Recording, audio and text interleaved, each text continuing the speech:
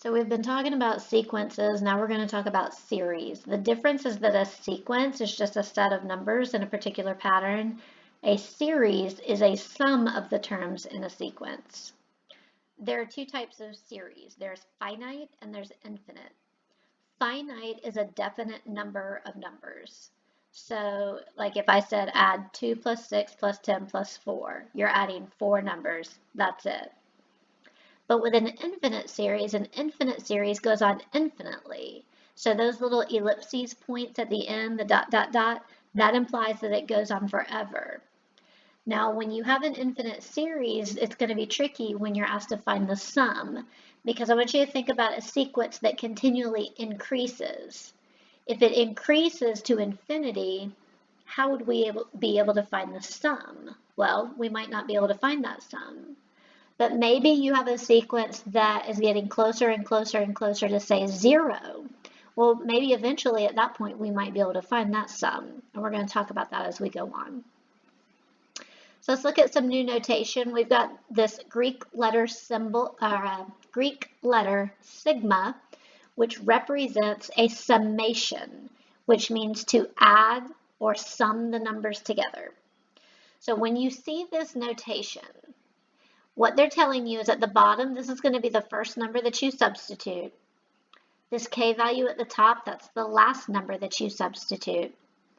You're substituting it into this function f of n, and then you're going to add all of them together.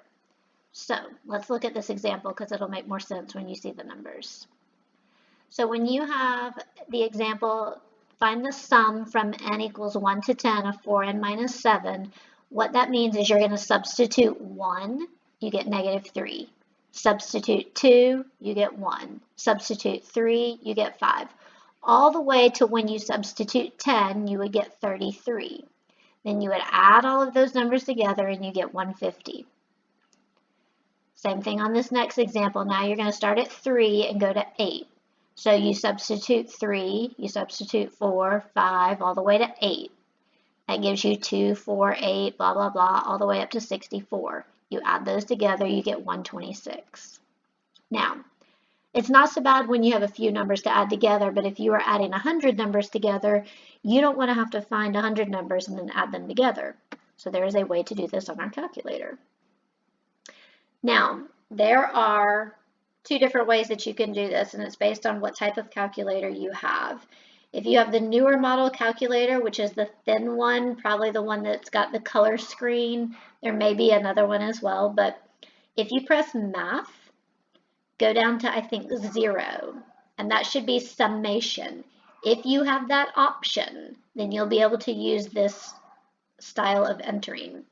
If you have an older calculator like me, you just have to press more buttons. It's not hard, but what you do have to be careful of is parentheses. So take a moment to use that example from above and see if you can try to do that problem and see if you get 126. If you don't get 126, I would be willing to bet that your parentheses are a problem, so just go back and see if you can rearrange and do something different till you get 126. Once you've done that, I've got 4 more problems that you can practice right here. And then the answers are on the next page of the notes. So take a moment to practice these problems. If you want to pause the video, practice these problems on your calculator, and then check your answers as you scroll down.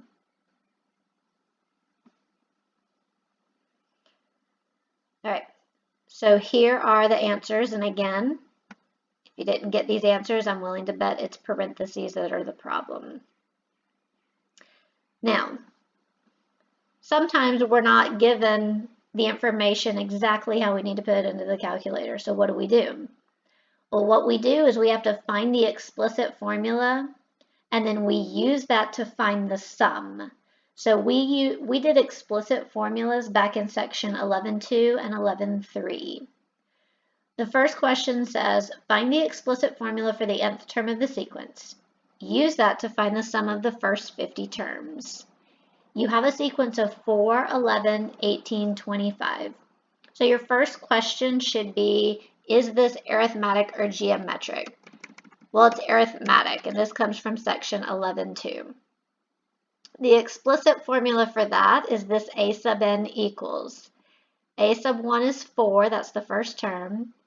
D is the 7 because what you're doing is you're adding 7 every time. So when you distribute and simplify, you get 7n minus 1. Now you can change out in your calculator and put x for the n, it doesn't matter. If we want to find the sum of the first 50 terms, that means we're going from 1 to 50. We're putting the 7x minus 3 right here. So if you have the newer calculator, you do math and go to summation. If you have the older calculator, you have to do the sum and the sequence and put it in like that.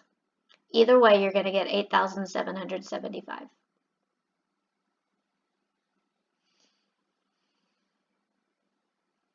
The next question says, find the explicit formula for the nth term of the sequence.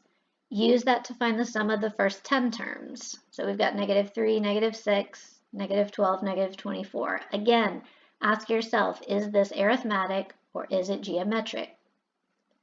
It's geometric because you're multiplying by 2 every time. So using the formula from section 11.3 for geometric, a sub n equals -3 times 2 to the n minus 1. That's what goes in your summation here. Just be really careful with parentheses and putting things in properly in your calculator. Either way, whether you have the newer or the older calculator, you're going to get -3,069. Now, these are all finite series that we've done so far because we've had a specific number of terms. But what happens when you have an infinite series? Can you always find the sum?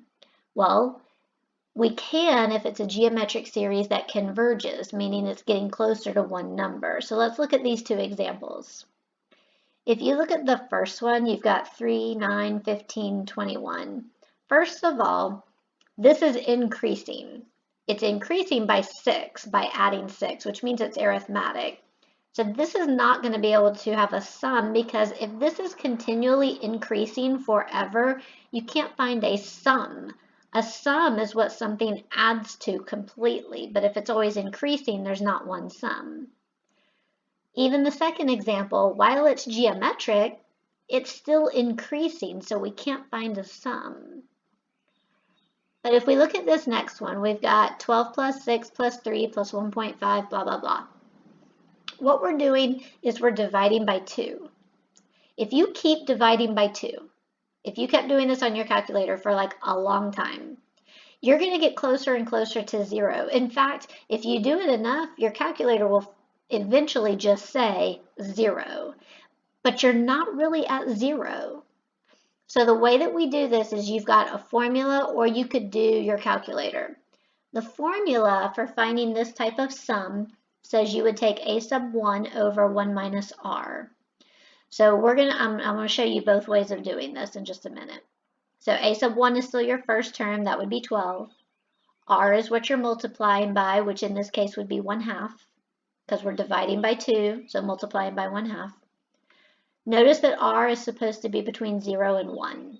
That's key. If your r is not between 0 and 1, you can't do this.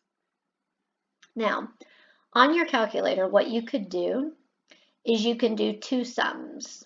You could do 1 to 100 and then do 1 to 200. See if you get the same answer. If you get the same answer, that's the sum. If they are different, there is no sum. So let me show you both methods. If you use method 1, you would do 12 over 1 minus 1/2. That gives you 12 over 1/2, which is 24. Now, if you take the 12 and the 1/2 and put it into the explicit formula.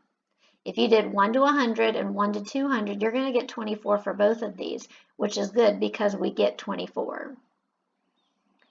Now let's take a look at this one. If you did the sum of this infinite series, what you're doing is, you may think, well, I don't even know what I'm doing here. Well, you're multiplying by a -1/5. Why is it negative? Because it's alternating plus, minus, plus, minus, plus. It's 1/5 because notice on the denominator, 5 times 5 is 25. 25 times 5 is 125. So since 5 is on the denominator, that r would have to be 1/5. So if we use the first formula that I gave you above, we could plug this in and we would get 5/6 for the sum. Now, On page 629, I want to show you another one where you could do the two summations on your calculator. If you write your explicit formula, do 1 to 100, 1 to 200, you get 1.25 for both of them. So the sum of the infinite series would be 1.25. But notice on 37, if you look at the R value in the equation, it's not between 0 and 1, meaning there is no sum. Now, you say, well, I didn't notice that. If you had done the 1 to 100 and 1 to 200 for number 37, you're going to get two different values, and that means there is no sum. So your homework, you've got two pages on page 622 and 628. 622, you're just finding the sum. 628, find the sum on the first four, and then also do 33 through 35.